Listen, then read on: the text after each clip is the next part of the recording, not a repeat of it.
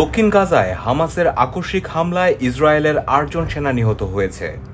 গত শনিবার পশ্চিম রাফা শহরের তাল আস সুলতান জেলার সশস্ত্র গোষ্ঠীটির আল কাসাম ব্রিগেড এই হামলা চালিয়েছে।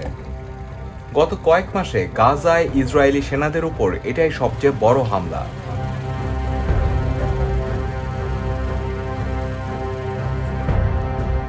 কাসাম ব্রিগেড এক বিবৃতিতে জানায়, তাদের সেনারা পশ্চিম রাফা শহরের তাল আস সুলতান জেলায় ইসরায়েলি সেনাদের গাড়িতে অতর্কিত হামলা চালিয়েছে।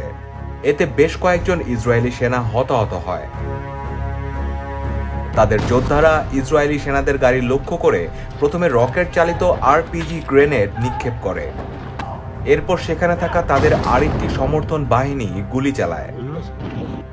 এতে ৮ সেনা নিহতের কথা নিশ্চিত করে বিবৃতি দেয় ইসরায়েল সেনাবাহিনী। দক্ষিণ গাজায় অভিযান ও সংশ্লিষ্ট কার্যক্রমের সময় তারা নিহত হন বলে উল্লেখ করা হয়েছে বিবৃতিতে। ইসরায়েলি সেনাবাহিনীর মুখপাত্র ড্যানিয়েল হ্যাগারি বলেন, ঠিক কিভাবে হামলাটি সংঘটিত হয়েছে তা তদন্ত করা হবে। গাজায় স্থল অভিযান শুরু হওয়ার পর গত জানুয়ারিতে একদিনে সর্বোচ্চ ২১ সেনা নিহত হয়েছিল ইসরায়েলের। এরপর গত শনিবার একদিনে ৮ সেনা নিহত হওয়াটা ইসরায়েলের জন্য একটি বড় ধাক্কা।